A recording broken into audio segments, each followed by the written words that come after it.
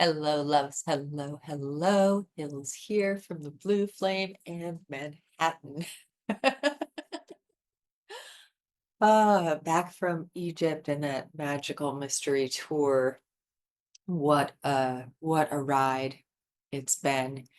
I basically spent 8 hours back in San Francisco and then turned around and came over to the East Coast. I'll be here for another couple of days and then ooh, anchoring back down into San Francisco once again for a few weeks. That is not what I'm here to talk about today, though there is going to be a lot of Egypt going on in the members portal over at Circle. So if it calls to you, come over and check it out. One of the things that we're here to talk about today is the sun moving into Gemini, which is happening on the 21st of May. This is the annual Pleiadian portal. Yay! We are coming into Sol, our soul star, the sun behind me now, in its exact conjunction to the great central star of the Pleiades, Alcyone. This happens every year as the sun moves from Taurus into Gemini. This year, we have some really fun energy because it's laying the foundation. So today, as I'm recording this, it's the last quarter moon. The moon is at 29 degrees of Aquarius. The sun is at 29 degrees of Taurus, making that nice square that is the quarter moon energy.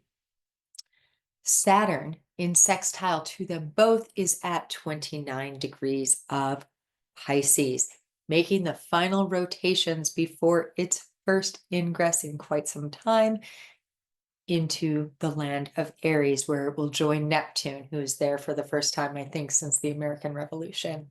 Civil War, sorry, the American Civil War. This is also laying the foundation for a Uranus conjunction with Alcyone, as Uranus in July, right around the 7-7 Sirius portal, in fact, will be moving into Gemini for the first time since the 1920s, I believe it is. We have a lot of shifting energy this year. In June, we'll have Jupiter move into Cancer as well. So there is a lot of shifting going on.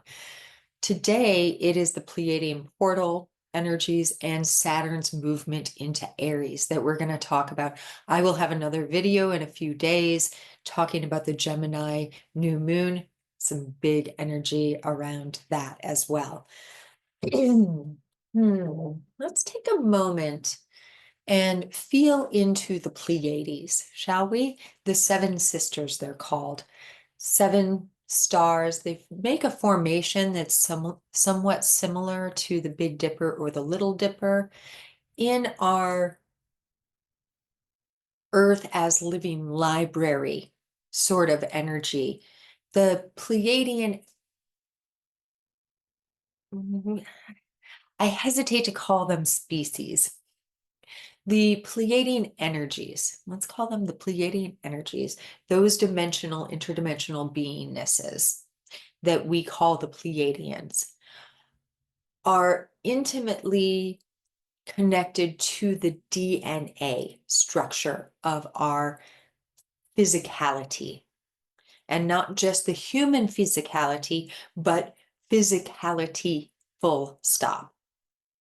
So all of the DNA, RNA, elemental movements. So those combinations of air and water and earth and fire that come together to form the unique substructure of the material world, especially the sentient, that which has DNA and RNA, was, we could say, constructed by the interdimensional energies of the Pleiades.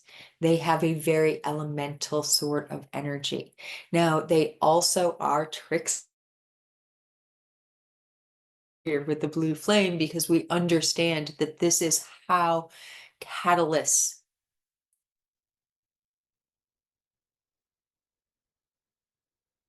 are born.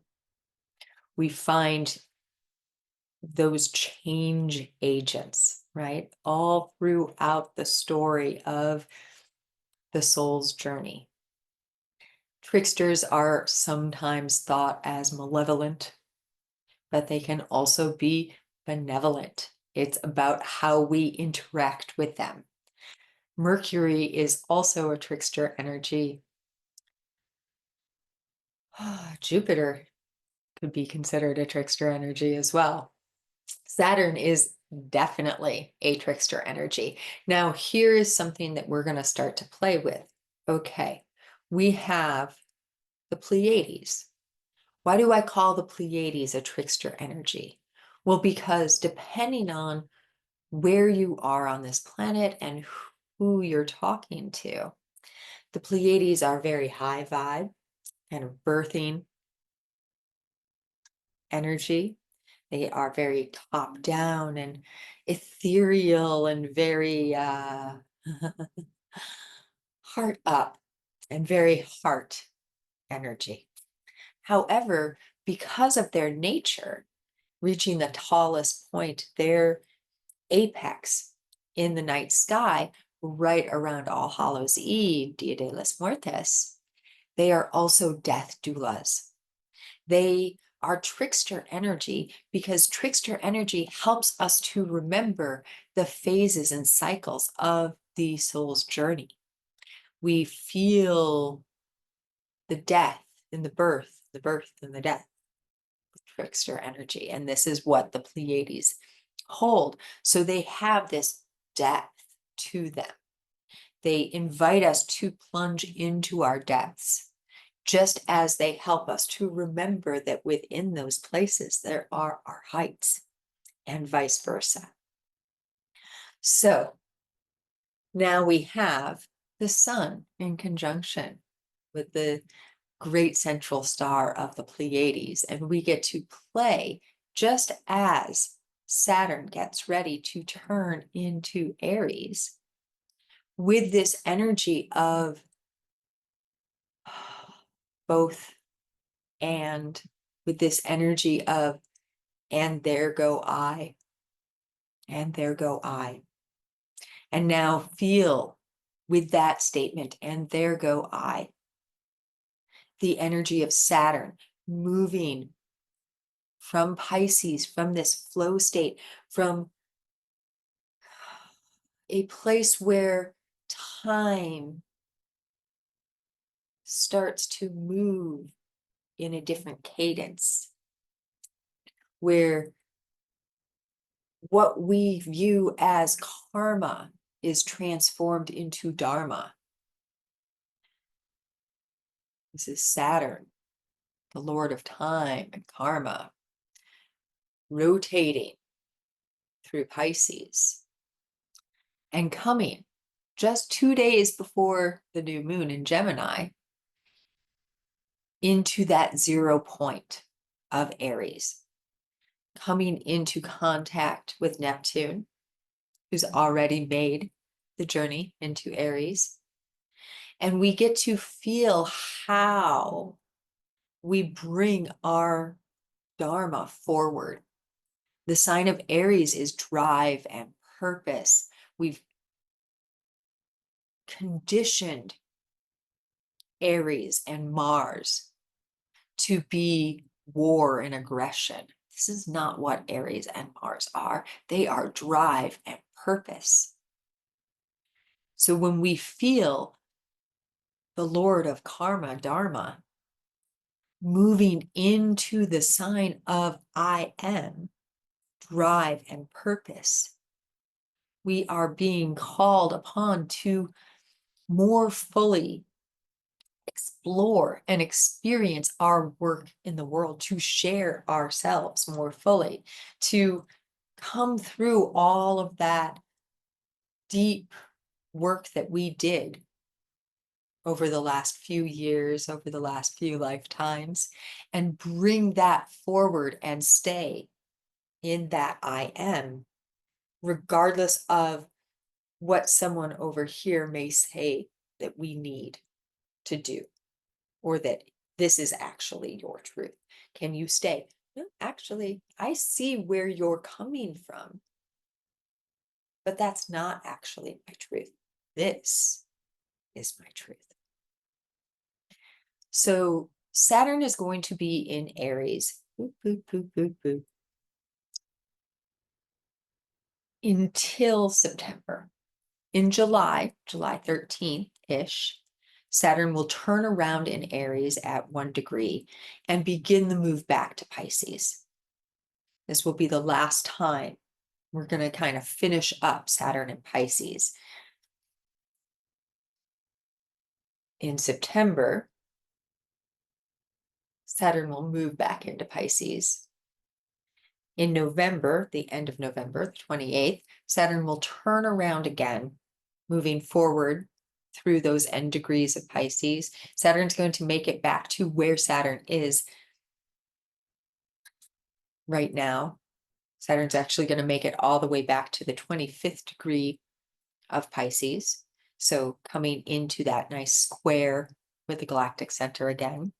And then in February, move back into Aries and stay there for the next couple of years until into 2027.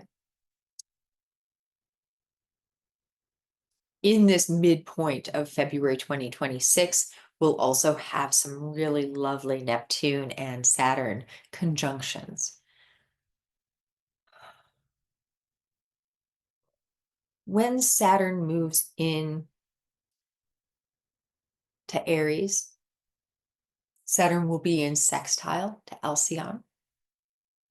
So this will be, we can feel this last quarter moon in this Pleiadian portal as bringing us forward into a deeper connection with that which makes us up, to the connection between all sentient life. And when I talk about sentient life, I'm talking about the rocks and the fish and the blades of grass and the leaves on the trees and the trees themselves and the birds and the bees and all sentient life.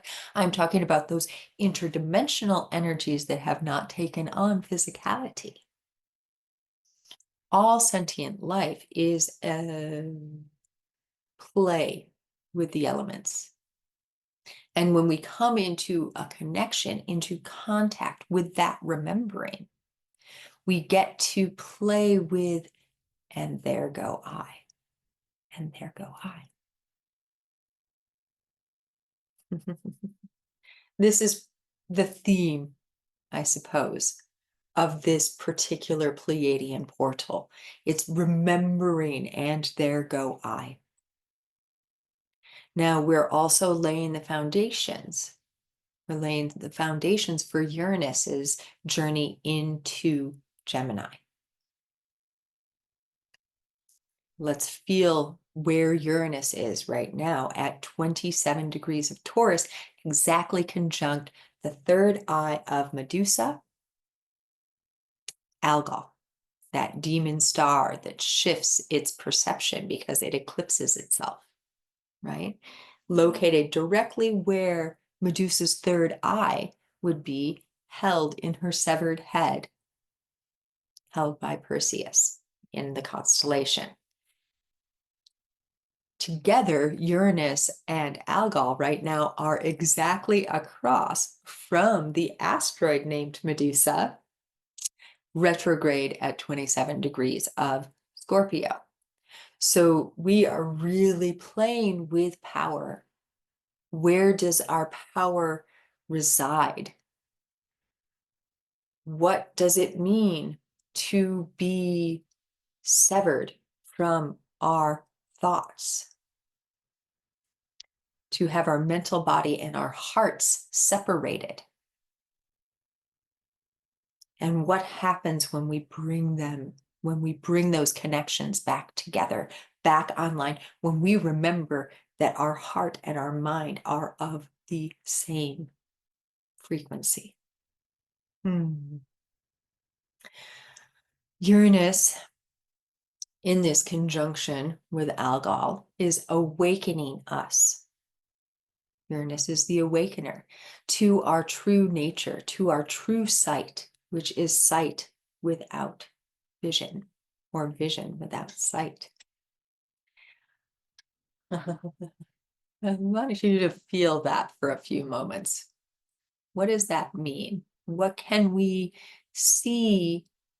What senses are activated when you close your eyes? How much more can you hear? How are your tastes, your physical senses activated when you close your eyes? Now, can you feel how the sight, the insight of the third eye is connected to the heightened sensory perceptions of looking inward? And then when we can keep this eye open with our physical eyes open, what do we see? Now, Neptune is very shamanic. I call Neptune the Galactic Shaman. So Neptune in Aries, we're playing with that capacity to be fully awake, to see beyond the veils, to have all of our senses activated, even with our eyes open. So as Uranus makes these final turns now in Taurus, we are empowering our capacity to awaken. We are remembering that we have the power within us to commune with the divine, for we are the divine. In July, Uranus will move into Gemini, and we will begin a new era. What does that mean? We will begin a new era. That's the question for you as we close. Can you find those ways to explore what it means to you that we begin a new era? And how often can a new era begin? So over in the members portal, over at Circle, within the community hub space, so that's the outer sanctum, right? That is the, and anyone and everyone is welcome. I will be presenting for us. Why it wants to be called presenting, but that's the way it's coming in. I will be presenting for us a special frequency transmission with regard to these Pleiadian portal energies. My sense is that it will be a channeled light activation of sorts, and I will upload it within the community hub within the next day or two. I'm going to record it on the day of the Pleiadian portal, so on the 21st. We will have our new moon circle within the inner sanctum. That is the paid area of the community, and there's a couple different ways to do that. There's going to be links below in the description for all the things, but it would be amazing to welcome you into our community over at Circle. I'm really loving the new space and the way that everything's coming together there. It's really love-filled. I will also, in the first week of June, within our inner sanctum, be bringing together a very special masterclass frequency transmission, working with the energies of Sekhmet and Kali and Medusa and Athena. And there is some really powerful medicine that's being filtered through for all of us right now with these whole sisters, Sekhmet and Kali, and these separated sisters, Medusa and Athena. And we're really going to dive into how to bring those aspects back into ourselves in this masterclass. So again, thank you so much as always. And please do come over to the circle. If you enjoyed this video, if you have anything to share, anything in the comments, please do share in the comments. Please like it. Please subscribe, all the things. And as always, in the always, so much and many loves from the dimensions of the all and beyond the beyond. Thank you.